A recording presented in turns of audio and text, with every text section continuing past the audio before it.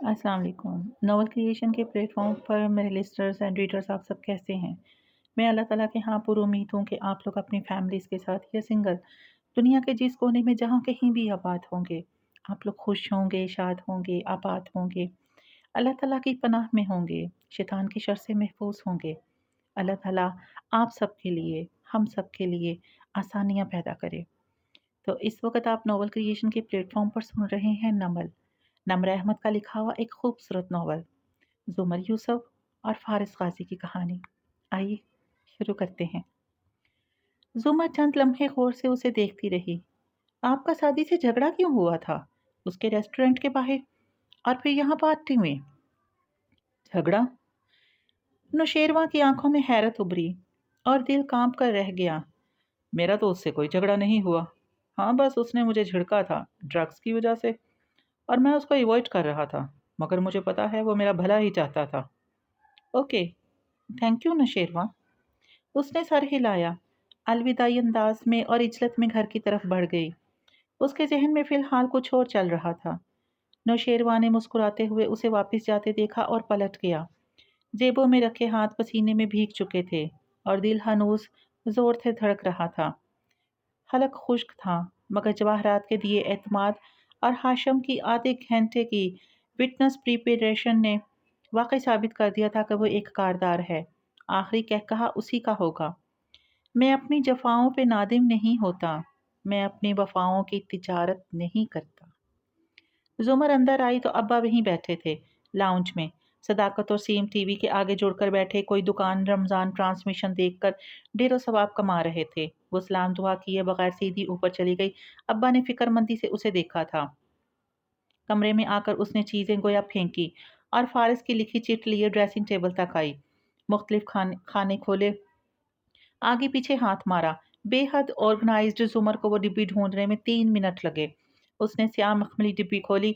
किसी ज़माने में इस डिब्बी में इसको वो लौंग मिली थी, और लौंग के साथ एक चिट भी थी। ज़ुमर ने वो चिट निकाली और फिर दोनों पर्चियाँ खोलकर सामने की। अल्फाज मुख्तलिफ थे, मगर दोनों उर्दू में लिखी गई थीं। लिखाई ना अच्छी थी ना बुरी, मगर वो एक थी। काफ की आंख, लाम या नून की गोलाई बिल्कुल एक ही थी। वो वहीं ज़मीन पे बैठती चली गई, हक तक मुतहैयर शल, बार बार इन अल्फाज को मैच किया, बिल्कुल एक से। फिर सिंगार मेज पे हथेलियां रखकर वो खड़ी हुई तो आईने में अक्स नजर आया। घुंघराले बाल खोले थे, चेहरा जर्द था, आंखों में अजीब सी हैरत और सदमा था, और नाक नाक में लौंग दमक रही थी। वो नन्ना सा अलमास, हीरा, उस वक़्त ज़ुमर यूसुफ की पूरी जिंदगी को तहबाला कर रहा था। फिर इन बुरी आंखों में गुस्सा उभरा। उसने नोच कर वो लौंग उतारी, किसी मकरू शय की तरह डिब्बी में डालकर बंद की, फिर बाहर निकली। साथ वाले कमरे का दरवाज़ा खटखटाया। हन्ना ने फौरन ही खोल दिया। उसको देखा तो ज़रा देर को ठहरी। उसकी आंखों में सुर्ख लकीरें उभरी हुई थी, लब भींचे हुए थे, और नाक में लौंग नहीं थी। हनैन की उलझी हुई निगाहें उसके हाथ पे जा रुकी। जुमर ने हथेली सीधी फैला रखी थी। मेरी नोज रिंग हनैन। जी, मैंने कहा हुनैन यूसुफ कि मुझे मेरी नोज रिंग वापस चाहिए। चबा चबा कर अल्फाज अदा किए। हुनैन की टांगों से जान निकल गई। उसने पहली दफ़ा जुमर को अपने साथ इतने कटीले और सर्द लहजे में बात करते देखा था, और जैसे जुमर को 2 + 2 = 4 करने में चंद मिनट लगे थे। हन्ना को भी थोड़ी ही देर लगी। वो खुश्क लबों पे जुबान फेरती पलटी और अलमारी खोली, आगे पीछे हाथ मारा, फिर ड्रेसिंग टेबल तक आई। उसके एक एक खाने को चेक किया, जरताशा की सारी चीज़ें उलट पुलट कर दी। कुछ एल्बम्स, कुछ सीडीज, बेहद डिसऑर्गेनाइज्ड। हुनैन को नत की डिब्बी ढूंढने में कुछ देर लग गई, और फिर उसने झुकी नज़रों के साथ डिब्बी उसकी तरफ बढ़ाई। जुमर ने उसे झपटा और मलामती नज़रों से उसे घूरती मुड़ गई। फारस और नुदरत इकट्ठे वापस आए तो रात मजीद तारीख हो चुकी थी। वो लाउंज में खड़ा बड़े अब्बा से रस्मी कलमात कह रहा था, जब हन्ना आहिस्ता से उसके करीब आई। जब वो मतवज्जो ना हुआ तो उसकी कोहनी हलाई। वो चौंक कर मुड़ा। क्या? हुनैन ने अबरू से ऊपर कमरे की तरफ इशारा किया। उन्हें कैसे पता चला? क्या? फारस को अचंबा हुआ। ओह, तो अभी इसकी पेशी नहीं हुई। पुप्पो को देख लें, वो आते साथ ही कमरे में बंद हो गई है। हल्का सा कहा, मगर नुदरत ने सुन लिया, अब्बा ने भी। सीम ने भी गर्दन मोड़ी। लाउंज में एकदम खामोशी छा गई। फारस ने महसूस किया सब उसी को देख रहे हैं। وہ کسی سے بھی نگاہ ملائے بغیر سیڑھیاں چڑھتا اوپر چلا گیا۔ کمرے کا دروازہ کھولا تو وہ بیڈ کے کنارے بیٹھی تھی۔ رخ موڑے وہ اندر آیا، کوٹ اتارا، اسے لٹکایا، سرسری سی نظر اس کے سر کی پشت پہ ڈالی۔ کمرے میں خاموشی تھی۔ اسے سمجھ نہیں آیا کہ ہوا کیا ہے، اور تب اس کی نگاہ اپنے صوفے پہ پڑی۔ اس کے سرہانے سے مخملی ڈبی رکھی تھی۔ فارس نے چونک کر اسے دیکھا، جو اب اٹھ کھڑی ہوئی تھی اور اس کے سامنے سینے پہ بازو لپیٹے چپتی نظروں سے اسے دیکھ رہی تھی۔ فارس کے چہرے کے تاثرات سخت اور سپاٹ ہو گئے۔ ڈبی اٹھائی اور اسے سنگھار میز پہ زور سے رکھا۔ واپس کرنے سے بہتر ہے اسے پھینک دے۔ زمر کی آنکھوں میں دکھ کے ساتھ ملامت بھی ابھری۔ تم کب مجھے دھوکہ دینا چھوڑو گے فارس؟ میں نے کوئی دھوکہ نہیں دیا۔ وہ ابھی سامنے آ کھڑا ہوا اور لہجے کو برہم کیا۔ اسٹوڈنٹس ٹیچرز کو گفٹ دیتے ہیں، میں نے بھی دے دیا۔ پہننا یا نہ پہننا آپ کا فیصلہ تھا۔ تم نے اپنا نام نہیں لکھا تھا اوپر۔ آپ میری لکھائی پہچان سکتی تھی۔ اگر تمہیں بھول گیا ہے تو یاد کروا دوں، قانون کی کتابیں انگریزی میں ہوتی ہیں۔ میں نے تمہاری انگریزی کی لکھائی دیکھی تھی صرف۔ پھر تم نے نام کیوں نہیں لکھا؟ اس کی آواز بلند ہو رہی تھی۔ اوکے فائن، وہ بھی اونچا بولا تھا۔ نہیں لکھا؟ ٹھیک ہے نہیں لکھا تو کیا کریں گی آپ؟ زمر کی آنکھوں میں پانی سا بھر آیا۔ تم اتنے سال میرا مذاق اڑاتے رہے، تمہیں بالکل کوئی لحاظ نہیں آیا۔ میں تمہاری ٹیچر تھی۔ بولی وہ غصے سے تھی مگر آواز گیلی تھی، اور ان بری آنکھوں میں آنسو دیکھنا۔ فارس نے سر جھٹکا۔ جب آپ کو گولی مار سکتا ہوں تو کچھ بھی کر سکتا ہوں۔ میں تو ہوں ہی برا، اس لیے میری طرف سے پھینک دے اسے یا آگ میں ڈال دیں، مجھے کوئی فرق نہیں پڑتا۔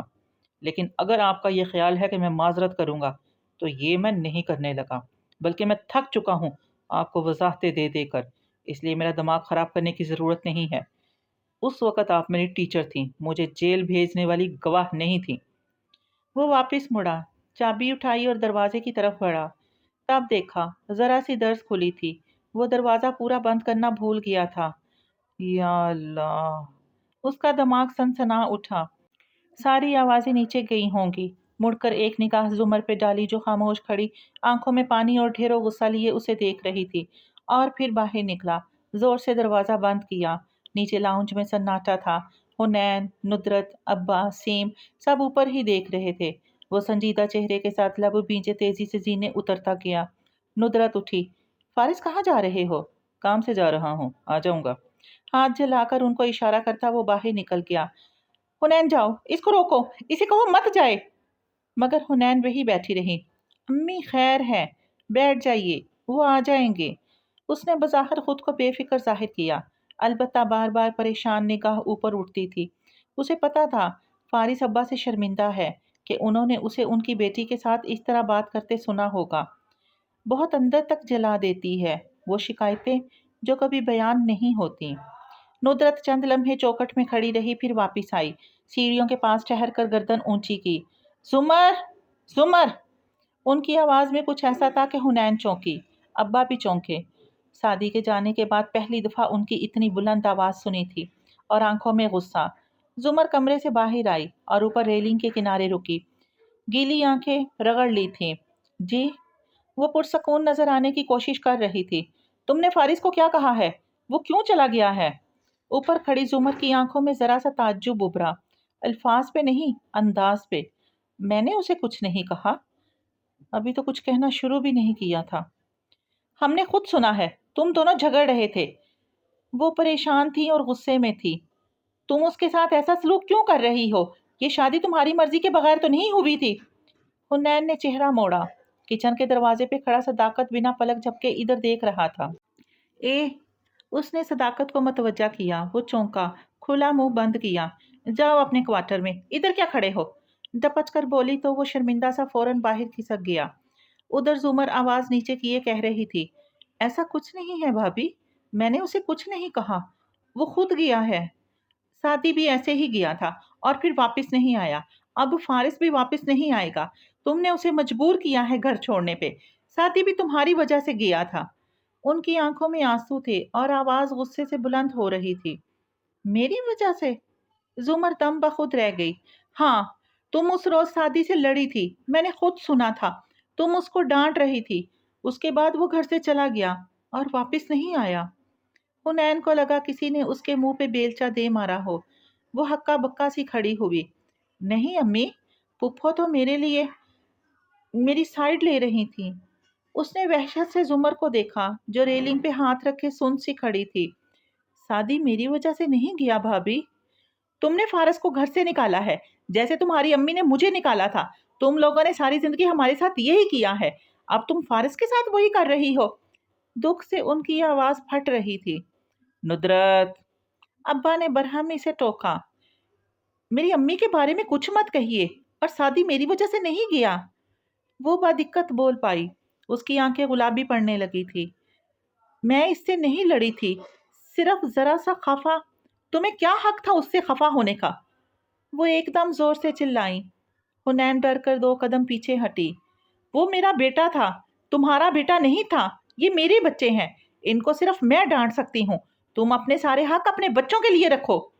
ندرت، بس کر دو، ابا بلند آواز میں سختی سے بولے، اور ندرت چپ ہو گئی، کیونکہ کہنے کے بعد ان کو احساس ہوا تھا کہ ان کا آخری فکرہ مناسب نہ تھا، اور اس آخری فکرے نے زمر کا دل ہی توڑ دیا۔ اس کا ریلنگ پہ جمع ہاتھ نیچے گر گیا، وہ چہرہ جھکائے قدم قدم زینے اترتی گئی۔ لاؤنج میں وحشتناک سناٹا چھا گیا تھا۔ زمر کسی کو بھی دیکھے بغیر بیرونی دروازے کی طرف بڑھی۔ حنین کی نظریں اس کے قدموں پہ جا ٹھہری۔ وہ ننگے پیر تھی، پھر وہ اسی طرح باہر نکل گئی، مگر حنین میں کھڑکی کا پردہ سرکا کر دیکھنے کی ہمت بھی نہیں تھی۔ دروازہ بند ہوا تو ندرت چھوٹے چھوٹے قدم اٹھاتی سیڑھیاں چڑھتی گئی۔ وہ شاید رو بھی رہی تھی۔ ابا فکر مندی سے بند دروازے کو دیکھ رہے تھے۔ پھر سیم اٹھا اور باہر گیا۔ چند لمحے بعد وہ واپس آ گیا۔ وہ باہر نہیں ہے، کہاں چلی گئی؟ حنین نے پریشانی سے فارس کا نمبر ملایا۔ اس نے کال کاٹ دی، ایک بار، دوسری بار، پھر اس نے غصے سے ٹیکسٹ بھیجا، امی اور پھپھو کی لڑائی ہوئی ہے اور امی نے پھپھو کو گھر سے نکال دیا ہے۔ اور پھر گہری سانس لے کر بیٹھ گئی۔ حسب توقع فون فوراً بجا۔ کیا ہوا؟ وہ واقعی تشویش سے بولا تھا، آواز سے لگتا تھا ڈرائیو کر رہا ہے۔ وہی جو لکھا تھا، امی نے پھپھو کو بہت سنائی اور وہ گھر سے چلی گئی۔ قصور کس کا تھا؟ چند لمحوں کی خاموشی کے بعد اس نے پوچھا۔ آپ کا، اور پھر امی کے سارے الفاظ دہرا دیے۔ تھوڑی دیر گزری اور گاڑی کی آواز آئی تو بڑے ابا کے چہرے پہ چھائی تفکر کی لکیریں کم ہوئی۔ دروازہ کھلا اور وہ اندر داخل ہوا تو فکر مند لگ رہا تھا۔ آپ کدھر چلے گئے تھے؟ یوں ہی باہر۔ اس نے ابا سے نگاہیں چرائیں، مگر ابا کو اس کا غصے سے ان کی بیٹی پہ چلانا یاد نہیں تھا۔ ان کو صرف زمر کی فکر تھی۔ جاؤ زمر کو دیکھو وہ کہاں چلی گئی ہے۔ گاڑی تو کھڑی ہے اس کی، تمہاری امی کہاں ہے؟ ساتھ ہی اوپر دیکھا۔ امی ٹھیک ہے، ان کی فکر مت کریں، بس پھپھو کو لے آئیں۔ ان کو کھونا ایسے ہے جیسے ہم سادی بھائی کو دوسری دفعہ کھو دیں گے۔ حنین ایک دم اداس ہو گئی تھی۔ میں دیکھتا ہوں، تم جاؤ اپنی امی کے پاس بیٹھو۔ وہ الٹے قدموں مڑ گیا۔ باہر سبزہ زار سنسان پڑا تھا۔ وہ قصر کے فرنٹ تک آیا۔ ملازموں کی آگے پیچھے آمد و رفت کچھ غیر معمولی لگ رہی تھی۔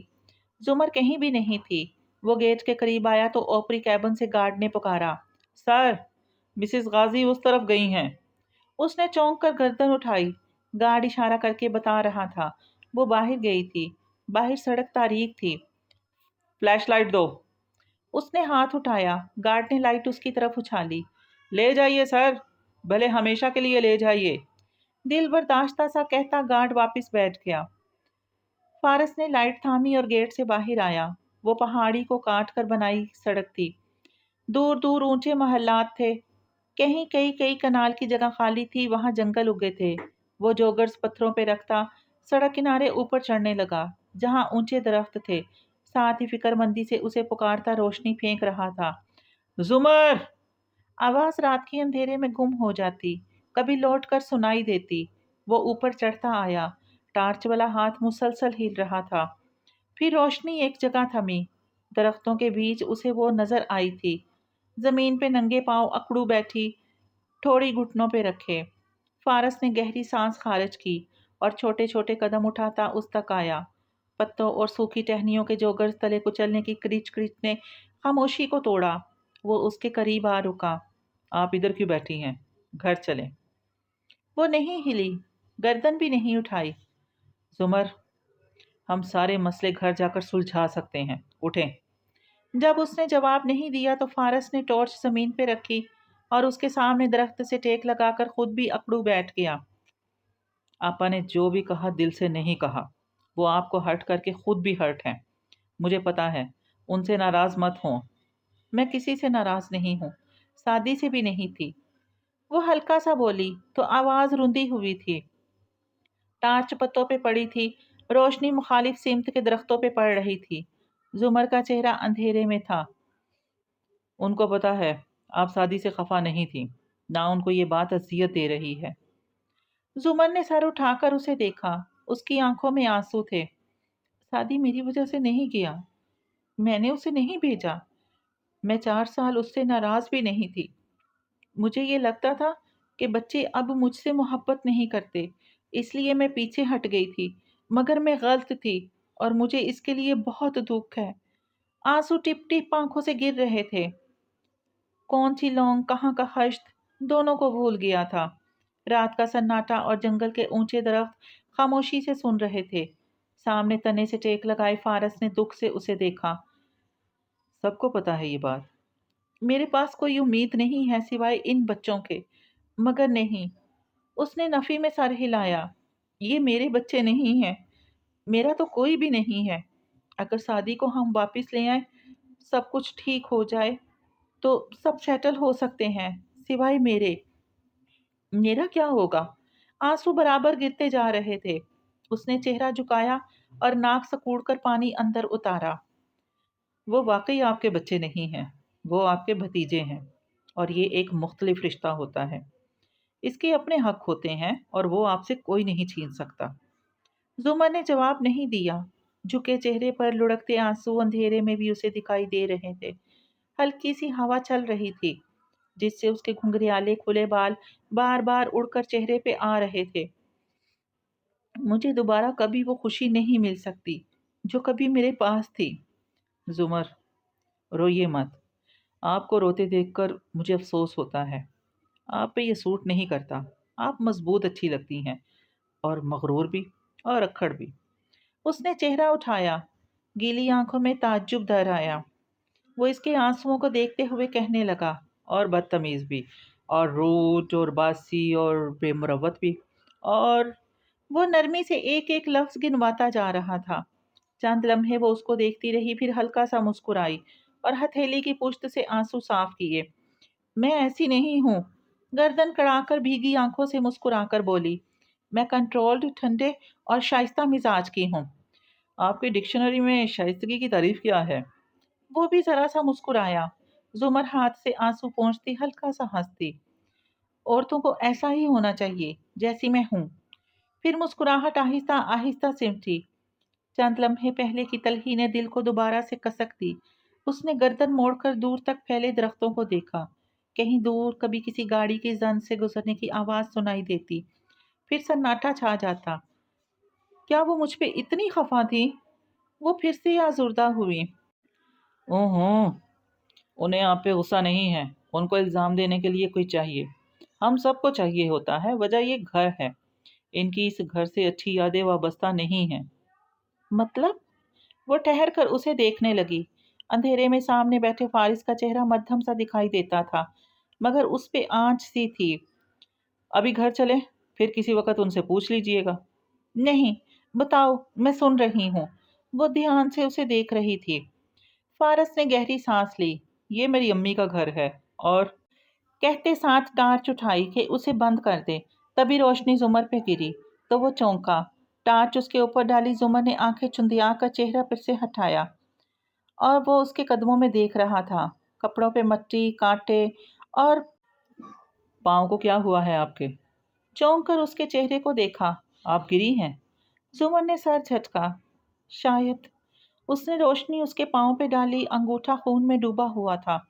وہ اٹھ کھڑا ہوا۔ گھر چلیں۔ تم میرے ساتھ زبردستی نہیں کر سکتے، تمہیں پتا ہے، ہمیشہ کے برعکس۔ وہ غصے یا سختی سے نہیں بولی تھی، بس تھکن سی تھی آواز میں۔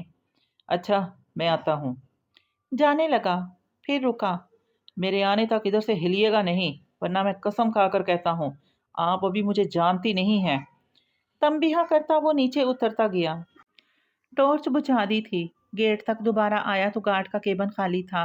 केबिन की सीढ़ी के आसपास देखा, मध्यम मध्यम सी आवाजें आईं। फौरन करीबी दरख्त की ओट में हुआ, फिर टहनियों के दरमियान से झांका। गार्ड की पुश्त थी और उसके सामने फयूना खड़ी कह रही थी, मुझे वाकई नहीं मालूम कि वो सारे स्टाफ को क्यों निकाल रहे हैं, मगर अकबर तुम बेफिक्र रहो, मैं अपने स्टाफ की हेड ही नहीं, खैर खा भी हूँ। मैं मिसिस कारदार से कह दूंगी कि तुम लोग जाओगे तो मैं भी जाऊंगी, और वो तुम्हें एक बेहतर पैकेज दे देंगे और तुम ठहर जाओगी। अगर तुम्हारी जगह मैरी एनजीओ होती तो वो हम सब के लिए लड़ती। वो मायूस लग रहा था। मेरा कसूर नहीं है इसमें, ये सब मिसिज जुमर ने किया है। उन्हीं का फोन आया था और उसके बाद मिसिस कारदान ने ये हुक्म जारी किया। वो ओट से निकला और आवाज दी, अकबर। गार्ड फौरन घूमा। फयूना भी चौंकी। वो चलता हुआ उन तक आया। मेरी बीवी को चोट लगी है, कुछ ला दो पट्टी वगैरह के लिए। फयूना को मुहातिब किया तो वो फौरन ताबेदारी से आगे हुई। अकबर अपने केबिन से एड बॉक्स ले आया। सर, चोट ज्यादा है, मैं डॉक्टर को फोन करूं या फिर मैं उनको पट्टी कर दूं? ओहो, मैं कर लूंगा। अकबर पैकेट ले आया था तो फारिस फयूना पे एक गहरी नजर डालता चीजें लिए पलट गया। बेख्याली में कभी उंगलियां जल जाएंगी, राख गुजरे हुए लम्हों की कुरीदा ना करो। ऊपर आया तो जुमर वैसे ही बैठी थी। वो उसके सामने बैठा, एक घुटना मोड़े दूसरा पांव जमीन पे रखे। और कहाँ चोट आई है?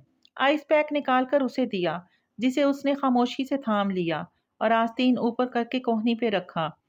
फारस ने टॉर्च उसे थमाई, ये इस एंगल पे रखें। और जब रोशनी उसके अंगूठे पे पड़ने लगी तो वो गीले वाइप से उसके पैर का खून साफ करने लगा। जुमर उसके झुके सिर को देखे गई। नुदरत भाभी को इस घर से क्या मसला था? उन दोनों को मालूम था वो क्या सुनने के लिए बैठी है। वो सर झुकाए जख्म साफ करते कहने लगा, ये मेरी अम्मी का घर है और मेरी अम्मी उनकी सौतेली माँ थी। उसने आहिस्ता से वो नोकीली सी चीज उसके मांस से निकाली जिसने अंगूठे को काटा था। जुमर के लबों से निकली। फारस ने रुक कर उसे देखा। हल्का सा जख्म है, ठीक हो जाएगा, कल टेटनस का इंजेक्शन लगवा लीजिएगा। मुझे कोई दर्द नहीं हो रहा। उसने शाने उचकाए, फिर रुकी। सरसरी अंदाज में पूछा, तुम्हारे अब्बू और तुम्हारी अम्मी और उनकी पहली बीवी के, मेरा मतलब है कैसे ताल्लुकात थे इन सब के? वैसे मुझे पता है, मगर सिर्फ उनकी साइड की स्टोरी, तुम्हारी साइड की नहीं मालूम। और ये पहली दफा था जब जुमर ने बगैर किसी गुस्से या अदावत के उसकी तरफ की कहानी सुननी चाहिए। उसके अंगूठे पे दवा लगाते हाथ रुके। लम्हे भर को जहन कहीं दूर जा पहुंचा। ये घर मेरी अम्मी का है। शादी से पहले वो अपने भाई औरंगजेब कारदार के साथ उनके घर रहती थी। तब ये जगह इतनी डेवलप्ड और इलियट नहीं थी। अब्बू ने उनसे मोहब्बत की शादी की थी, पहली बीवी के होते हुए भी, मगर इतने गट्स नहीं थे उनमें कि अपनी बीवी को साथ ले जाते। नुदरत आपा और वारिस की अम्मी ने बहुत हंगामा किया शादी पे। सो पता नहीं किसने तय किया, मगर अम्मी इधर अनेक्सी में रहने लगी। अब्बू यही आ जाते, कभी रहते कभी चले जाते। वहाँ उनके बच्चे थे, यहाँ सिर्फ बीवी। सर झुकाए आहिस्ता आहिस्ता ऑर्नामेंट उनके अंगूठे पे लगाते वो ठहर ठहर कर बोल रहा था। उसको इतना बोलने की आदत नहीं थी। जुमर के लिए वो एक कम गो पुर इसरार सा शख्स था। क्या सोचता है, क्या चाहता है, वो कभी नहीं कहता था। आज कह रहा था और वो बिल्कुल एक टिक महव होकर सुन रही थी। मैं 8 साल का था जब नुदरत और वारिस की अम्मी का इंतकाल हुआ। अब्बू मुझे और अम्मी को फिर अपने घर ले गए। नुदरत आपा तब 18 साल की थी और वारिस 12 का। हम लोग 6 माह रहे उधर। बोलते बोलते वो चुप हो गया। फिर पैकेट से पट्टी निकाली और उसके अंगूठे के गिर्द लपेटने लगा। जंगल के ऊंचे दरख्तों में खामोशी छा गई। फिर वो बेचैनी से बोली, अपनी सारी अना अकड़ और बेनियाजी चंद लम्हे के लिए पसे पुश्त डाले। फिर क्या? वो सर झुकाए सफेद पट्टी लपेट रहा था। नुदरत भाभी लोगों का रवैया कैसा था तुम लोगों के साथ? उसने नुदरत भाभी के जिक्र को जरा नुमाया किया। वो ये सवाल सिर्फ उन्हीं की वजह से तो कर रही थी। फारस ने गहरी सांस ली। वो मुझसे नफरत करते थे और मेरी माँ से भी। हमसे बात भी नहीं करते थे। अम्मी भी कोई बहुत साबिर शाकिर खातून नहीं थी। मामू जैसा गुस्सा था उनमें भी, मुझ में भी। खैर, बहुत झगड़े हुआ करते थे आपा और अम्मी के। वारस लड़ता नहीं था, मगर जहां मैं आकर बैठता वो उठ जाता। اگر بول رہا ہوتا تو مجھے دیکھ کر چپ ہو جاتا۔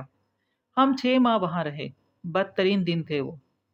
پھر واپس کیوں چلی گئی تمہاری امی؟ اس نے نرمی سے پوچھا۔ پتہ نہیں کیوں، اس مہیب و تاریک جنگل میں اس کے ساتھ بیٹھے اسے 4 سال پہلے کی وہ گولیاں، وہ فون کال سب بھولنے لگا تھا۔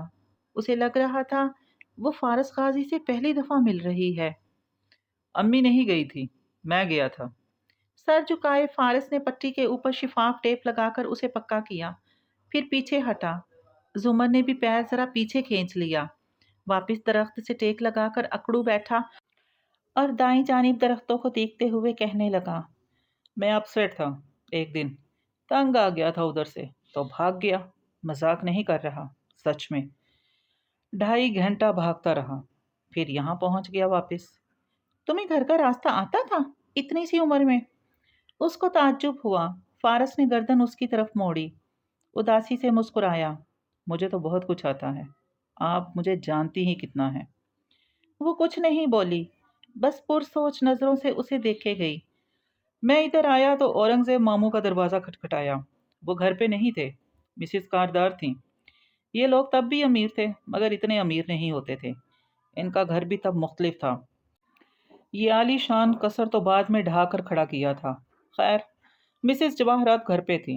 وہ مجھے اندر لے آئیں، میرے لیے کمرہ تیار کروایا، میرے پیروں کی مرہم پٹی کی، بہت خیال سے 2 دن مجھے اپنے گھر رکھا۔ تیسرے دن میرے ماں باپ کو بلایا اور کہا اپنے بچے کو لے جاؤ۔ یہ سارے کاردارز امریکی کھوپڑی والے ہیں، مہمان بس 2 دن اچھا، پھر مچھلی بن جاتا ہے۔ وہ ہلکا سا مسکرائی، وہ بھی شاید مسکرایا تھا، مگر اب پھر سے گردن موڑے اندھیر درختوں کو دیکھ رہا تھا۔ امی اور میں واپس ادھر ہی آ گئے اور ابو اپنے بچوں کے ساتھ رہے۔ اگلے سال ندرت آپا کی شادی ہو گئی۔ وارث کو ابو نے پڑھنے لاہور بھیج دیا، ذکیہ خالہ کے گھر۔ وہ وارث اور ندرت کی امی کی سگی بہن ہیں، سارا کی امی۔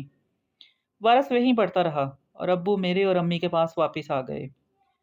ہوا تاریک درختوں کے پتوں کے بیچ سرسراتی ہوئی گزر رہی تھی۔ اس کی گھنگریالی لٹیں چہرے پہ آ رہی تھی، جن کو وہ بار بار کان کے پیچھے اڑستی تھی۔ نگاہیں فارس کے چہرے پہ ٹکی تھی۔ اس نے اب سر درخت کے تنے سے لگا رکھا تھا اور آنکھوں میں بے پناہ تھکن تھی۔ کرب تھا۔ میں 10 سال کا تھا جب سعدی پیدا ہوا۔ میں 8 سال کی تھی۔ اس نے صرف سوچا، بولی نہیں۔ وہ کبھی کبھی تو بولتا تھا، اسے لگا اگر بولے گی تو اس کی یکسوئی ٹوٹ جائے گی۔ اور میں 13 سال کا تھا جب ندرت آپا ناراض ہو کر ہمارے گھر آ گئی۔ ان کا آپ کی امی سے جھگڑا ہوا تھا۔ سعدی کو بھی وہیں چھوڑ دیا، غصے میں کہ خود پالے۔ اور ابو چونکہ دوسرا گھر بیچ چکے تھے، اس لیے ان کے پاس یہاں آنے کے سوا کوئی چارہ نہ تھا۔ یہ وہ واحد عرصہ تھا جو آپا نے اس گھر میں گزارا، اور تب بھی حالات ویسے ہی تھے جیسے آج ہیں۔ سعدی ان سے چھن چکا تھا اور وہ بہت کرب اور تکلیف میں تھی۔ 3 ماہ بعد ابو کا انتقال ہو گیا اور ندرت آپا کی ساری زندگی گویا ہوا میں معلق ہو کر رہ گئی۔ وارث کی چھٹیاں تھیں، وہ بھی ادھر آ گیا۔ اب ہمارے جھگڑوں کی ساری وجوہات ختم ہو چکی تھی، سعدی نہیں تھا۔ تو پتہ نہیں کیوں آپا کا رویہ مجھ سے بدلنے لگا۔ انہوں نے مجھے ایک چھوٹے بھائی کے طور پر قبول کر لیا۔ وہ لوگ اب بھی مجھ سے زیادہ بات نہیں کرتے تھے، مگر برا بھی نہیں کہتے تھے۔ پھر آپا کی صلح ہو گئی تو وہ چلی گئیں، اور وارث بھی۔ میں اور امی ادھر ہی ہوتے۔ وہ پوری توجہ سے سن رہی تھی۔ میں 18 سال کا تھا جب امی فوت ہوئیں، تب آپا آئیں اور مجھے اپنے ساتھ اپنے گھر لے گئیں۔ اس صلح کے بعد ہی آپ کے بھائی نے ان کو الگ گھر لے دیا تھا۔ میں کافی عرصہ ان کے گھر رہا۔ حنا تب 1 سال کی تھی، مگر اس کے بعد آپا اور وارث نے ہمیشہ میرا خیال رکھا۔ ہم لوگوں نے ایک دوسرے کو سمجھنا شروع کر دیا اور ہمارے سارے اختلافات پتہ نہیں کہاں غائب ہو گئے، بلکہ وارث اور میں تو بہت اچھے دوست بن گئے تھے۔ وہ یاد کر کے کہتا جا رہا تھا، پھر بھی تم نے اسے قتل کر دیا؟ خوبصورت رات کا فسو چھناکے سے ٹوٹا۔ وہ کہہ کر ایک دم چپ ہو گئی۔ فارس نے چونک کر اسے دیکھا، پھر آنکھیں میچ کر جیسے بہت سارا ضبط کیا، اور جب آنکھیں کھولی تو زمر نے دیکھا اس کے تاثرات اب سخت ہو چکے تھے۔ وہ ہاتھ جھاڑتے ہوئے اٹھ کھڑا ہوا۔ پیکٹ اٹھا لیا۔ یہ عورت کسی دن واقعی میرے ہاتھوں ایک قتل کروائے گی۔ سحری کا وقت شروع ہونے والا ہے، گھر چلیں، سب پریشان ہوں گے آپ کے لیے۔ وہ اس کی طرف سے رخ موڑ گیا۔ وہ بھی اٹھ کھڑی ہوئی تو وہ آگے چلنے لگا۔ زمر کو اندر ہی اندر اس موقع پہ وارث کی موت کا افسوس کرنے پہ افسوس ہوا۔ وہ دونوں خاموشی سے گیٹ تک آئے تو اس نے پیکٹ اوپر کیبن تک اچھالا جسے گارڈ نے بر وقت کیچ کیا، پھر ایک نظر ساتھ چلتی زمر پہ ڈالی جو کسی اور خیال میں گم تھی۔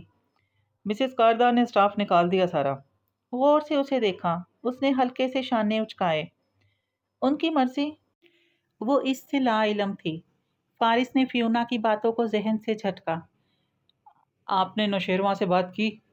اب وہ دونوں سرسری انداز میں بات کرتے سبزہ زار سے گزر رہے تھے۔ ہوں، وہ بتاتی گئی۔ آپ نے یقین کر لیا؟ نہیں، وہ اب بھی جھوٹ بول رہا ہے۔ وہ ضرور کچھ جانتا ہے اور اسے چھپا رہا ہے۔ میں بات کرتا ہوں۔ نہیں، فی الحال اس کو کھلا چھوڑ دو۔ اگر وہ کانشیس ہو گیا تو نہیں بتائے گا۔ جب وہ دونوں اندر آئے تو ہنا، سیم اور ابا ویسے ہی لاؤنج میں بیٹھے تھے۔ ان کو پرسکون اور نارمل سا آتے دیکھ کر ان سب کے بھی سانس بحال ہو گئے۔ پھر کسی نے کسی سے کچھ نہیں پوچھا۔ صداقت کو ہنا نے بلا لیا، وہ آ کر سحری تیار کرنے لگا۔ زمر دہی کا پیکٹ اور چمچ لیے اوپر کمرے میں چلی گئی۔ ندرت نے بھی سحری کمرے میں ہی کی۔ باقی سب نیچے خاموش تھے، لاؤنج میں بیٹھے رہے۔ جب فجر اتر آئی اور سورج طلوع ہو کر تپتا سنہرا ہو گیا اور سب اپنے کمروں سے نکلے تیار ہو کر ایک نئے دن کے آغاز کے لیے، تو زمر باہر آئی اور ندرت کو سلام کیا۔ انہوں نے جواب بھی دیا اور یہ بھی پوچھا کہ وہ ابھی ریسٹورنٹ جائے گی یا بعد میں۔ زمر نے بھی اتنے ہی نارمل انداز میں بتایا کہ وہ پہلے کورٹ جائے گی، ایک کلائنٹ کی سماعت ہے، اور پھر ریسٹورنٹ آئے گی۔ اور یہ سب کہتے ہوئے سب نے دیکھا کہ اس نے وائٹ گولڈ کی نتھ پہن رکھی ہے، مگر کسی نے نہیں پوچھا کہ وہ لونگ کہاں گئی۔ اور جیسے کہ عموماً رشتہ داروں میں ہوتا ہے، لڑائی کے بعد معافی تو کوئی نہیں مانگتا، مگر موڈ اچھا کر کے یہ بتایا جاتا ہے کہ ہمارے گلے شکوے دھل گئے ہیں۔ سو ان کے گھر کا ماحول بھی نارمل ہو گیا۔ البتہ اسی صبح زمر کے نکلنے سے پہلے حنین نے سعدی کا لیپ ٹاپ لا کر اس کے سامنے رکھا۔ یہ میں نے کھول دیا ہے، اب کوئی پاس ورڈ نہیں ہے اس پہ، آپ دیکھ لیں، کوئی اور بھی کام ہو تو بتائیے گا۔ نگاہیں جھکائے وہ پلٹ گئی۔ زمر نے بھی کچھ نہیں کہا، مگر اس واقعے کے بعد اتنا ضرور ہوا کہ ندرت جو بالکل چپ ہو گئی تھی وہ نارمل ہونے لگی۔ سیم، ہنا کو ڈانٹ ڈپٹ، گھر کے کام، سب کچھ انہوں نے نارمل انداز میں پہلے کی طرح کرنا شروع کر دیا۔ سعدی کے لیے دعا اور یاد ویسی ہی تھی، مگر انہوں نے سمجھوتا کر لیا تھا۔ حنین نے بھی اس کے بعد زمر کو سنانا بند کر دیا اور زمر نے فارس سے تلخ باتیں کہنی چھوڑ دی۔ بالآخر سعدی یوسف کے گھر والوں نے یہ جان لیا تھا کہ ایک دوسرے کو الزام دینے سے کچھ حاصل نہیں ہونا، بلکہ جو پاس ہے وہ بھی چلا جائے گا۔ دو چار نہیں مجھ کو، فقط ایک دکھا دو، وہ شخص جو اندر سے بھی باہر کی طرح ہو۔ سعدی نے آنکھیں کھولی تو دھند سی تھی، اس نے پلکیں جھپکی، منظر ذرا واضح ہوا۔ وہ آہستہ سے کوہنی کے بل اٹھ بیٹھا اور آس پاس دیکھا۔ پچھلے چند دن سے وہ اس کمرے میں جاگا کرتا تھا۔ نیند کی حالت میں اسے شفٹ کیا گیا تھا، کہاں کچھ معلوم نہیں۔ رمضان کتنا گزر چکا تھا، سحری کب ہے اور افطار کب، اس کمرے میں کچھ خبر نہ ہو پاتی تھی۔ وہ ایک سادہ بیڈ روم تھا، دیواریں سینڈ کلر میں پینٹ شدہ تھی، دروازے سفید تھے، ایک سنگل بیڈ تھا جس پہ وہ لیٹا تھا، ساتھ ملحقہ باتھ روم، اور کچھ نہیں سوائے سائڈ ٹیبل پہ رکھے اس کے قرآن اور جائے نماز کے، یا پھر ایک کاؤچ کے جس پہ دن کا اکثر حصہ میری اینجیو آ کر بیٹھ جاتی تھی۔ اس وقت وہ وہاں نہیں تھی، بلکہ دروازہ کھول کر ڈاکٹر مایا اندر آ رہی تھی، اس کے ساتھ ایک نرس بھی تھی۔ سعدی نے نظر اٹھا کر دیکھا کھلے دروازے کے پار گارڈز کھڑے تھے، آگے شاید ٹی وی لاؤنج تھا، اتنا ہی نظر آیا اور پھر دروازہ بند ہو گیا۔ مایا بیڈ کے قریب اسٹول پہ بیٹھی، اس کے لمبے بال کھلے تھے جنہیں وہ کانوں کے پیچھے اڑس رہی تھی، نیلی جینز پہ لمبا سفید اوور آل پہن رکھا تھا، کم عمر چہرے پہ معصوم سا تاثر تھا۔ وہ خاموشی سے بیٹھا رہا۔ مایا نگاہیں سعدی کے زخموں پر جھکائے نرس کو پٹی کی ہدایت دے رہی تھی، اس کے زخم مندمل ہونے کے قریب تھے۔ نرس چلا گیا تو وہ اٹھی، گولیاں اور پانی کا گلاس بھر کر اسے دیا، نگاہیں اٹھا کر اس کا چہرہ دیکھا، اس کی شفاف آنکھوں میں اس لڑکے کے لیے اپنائیت بڑی ہمدردی تھی۔ پی لو، تم روزہ نہیں رکھ سکتے، دوا دینی پڑتی ہے، یہ مسٹر کاردار کا حکم نہیں ہے، میرا ہے۔ اس نے گلاس تھاما اور دوا پانی سے نگل لی۔ وہ اسٹول پہ بیٹھ کر یوں ہی اس کا چہرہ دیکھنے لگی۔ تمہاری فیملی میں کون کون ہے؟ ساتھی نے چونک کر اسے دیکھا۔ وہ اپنی شفاف آنکھوں میں ڈھیروں ترخم لیے اسے دیکھ رہی تھی۔ بہن، بھائی، امی اور بھی کچھ لوگ۔ کیا ان کو معلوم ہے کہ تم کس کے پاس ہو؟ نہیں، وہ ہلکا سا بولا، سر جھکا دیا۔ میں اپنے باپ کی وجہ سے مجبور ہوں۔ وہ مقروض ہے ہاشم کاردار کے، اور میں اس نوکری پہ مجبور ہوں، ورنہ… اس کی آواز سرگوشی میں بدلی۔ تبھی دروازہ ایک دم کھلا۔ مایا کرنٹ کھا کر پیچھے ہوئی۔ سادی نے بھی چونک کر دیکھا۔ میری اندر داخل ہو رہی تھی اور اسے کچھ کھٹکا تھا۔ تم ابھی تک کیوں بیٹھی ہو؟ مایا ذرا گھبرا کر اٹھی۔ صاف ظاہر تھا وہ میری کے رعب میں تھی۔ میں اس سے طبیعت پوچھ رہی تھی۔ وہ ڈر گئی۔ میری نے گھور کر اسے دیکھا۔ تمہیں اس سے مخاطب ہونے کی اجازت نہیں ہے، باہر جاؤ۔ مایا فوراً سے باہر نکل گئی تو میری اس کے قریب آئی، سلگتی نظروں سے اسے گھورا۔ وہ کیا پوچھ رہی تھی؟ یہی کہ میری فیملی میں کون کون ہے۔ میری چند لمحے بے بسی بھرے غصے سے اسے دیکھتی رہی، پھر اس نے زوردار تھپڑ سادی کے منہ پر مارا۔ اس کا پورا دماغ گھوم گیا، دنیا چکرا گئی۔ دوسری طرف کو گرنے لگا اور ابھی سنبھل ہی نہ پایا تھا کہ وہ جھکی اور اسے گردن سے دبوچ کر سامنے کیا۔ میں زندگی میں تمہیں پہلی اور آخری نصیحت کر رہی ہوں سادی یوسف خان۔ مایا اچھی ہے، بہت اچھی، لیکن اگر تم نے اس کو استعمال کرنے کی کوشش کی تو تمہارا بہت برا حال ہوگا۔ ہاشم تمہاری جان لے لے گا۔ جھٹکے سے اس کی گردن چھوڑی۔ سادی کا پورا سر چکرا کر رہ گیا تھا۔ میں نے کچھ نہیں کہا اسے۔ اگر کسی مرد نے مارا ہوتا تو وہ وضاحت نہ دیتا، مگر وہ میری تھی۔ لیکن میری سنے بغیر ہی تیزی سے باہر مایا کے پیچھے لپکی تھی۔ وہ مجھ کو قتل کر کے کہتے ہیں۔ مانتا ہی نہ تھا یہ۔ کیا کہیے؟ انیکسی دھوپ میں جلس رہی تھی۔ جب وہ کسی کام سے گھر آیا اور سیدھا اوپر اپنے کمرے کا دروازہ کھولا تو دیکھا کھڑکیاں کھلی تھی، روشنی اندر آ رہی تھی۔ زمر اسٹڈی ٹیبل پہ بیٹھی مٹھی گال تلے رکھے کچھ سوچے جا رہی تھی۔ سامنے سادی کا لیپ ٹاپ کھلا پڑا تھا۔ وہ رات والے لباس میں تھی، بال بھی گول مول بندے تھے، صبح سے باہر نکلی نہیں تھے۔ پیر کا انگوٹھا اس روز سے آج تک پٹی میں بند تھا۔ وہ اسے نظر انداز کرتے الماری کی طرف بڑھ گیا۔ کیا تم نے میری پکچرز لی تھیں؟ اس کے سوال پہ وہ رکا اور پلٹا تو چہرہ سامنے آیا۔ اس پہ تعجب تھا۔ زمر پشت کیے بیٹھی رہی۔ کیا؟ جب میں اس ریسٹورنٹ میں زخمی پڑی تھی، اور تمہاری بیوی بھی، تو کیا تم نے اس منظر کی پکچرز لی تھی؟ بڑے ٹھنڈے انداز میں پوچھا۔ مڑی بھی نہیں۔ فارس کے ابرو تن گئے، آنکھوں میں سختی دار آئی۔ آپ جواب میں کیا سننا چاہتی ہیں؟ کیا بات آپ کو خوش کرے گی؟ بتائیے، میں کہہ دیتا ہوں۔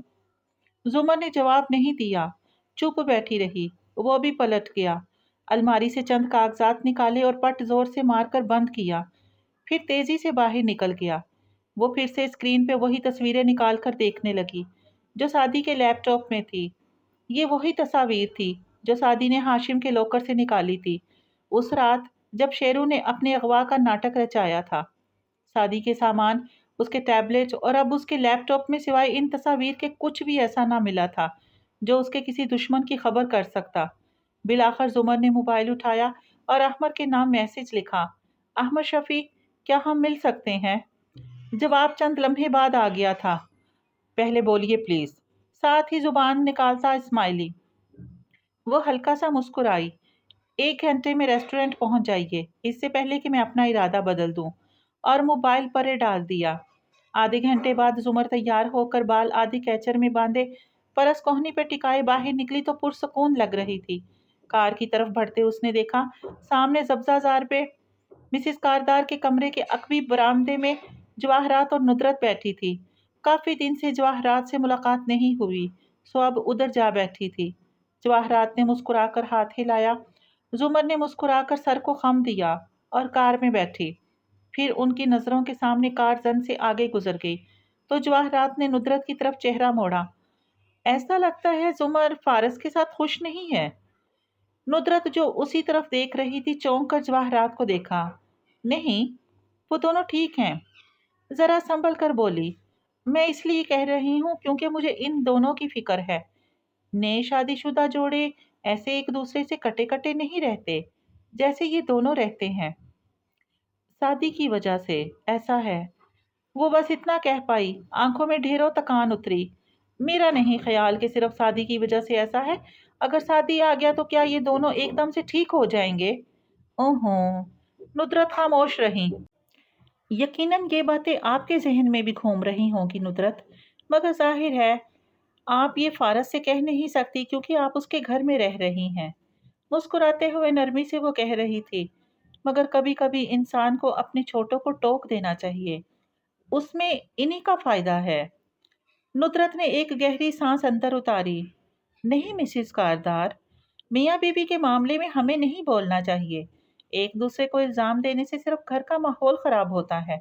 और फिर ये घर तो मेरे अब्बू और भाई का है, मेरा अपना ही हुआ, इसलिए मुझे सबका सोचना चाहिए। अपने अजली घरेलू और सादा अंदाज में वो कहती गई। जवाहरात को बात पसंद नहीं आई, मगर खामोश रही। वो उठी तो फयूना आई, एक नन्हा सा बॉक्स और खत का लिफाफा सामने किया। कोई ड्राइवर था, आपके लिए दे गया है, कह रहा था ऊपर नाम लिखा है। कहकर वो पलट गई। जवाहरात ने बॉक्स खोला। अंदर मैरून मखमल पे एक हीरो से झिलमिलाता ब्रेसलेट रखा था।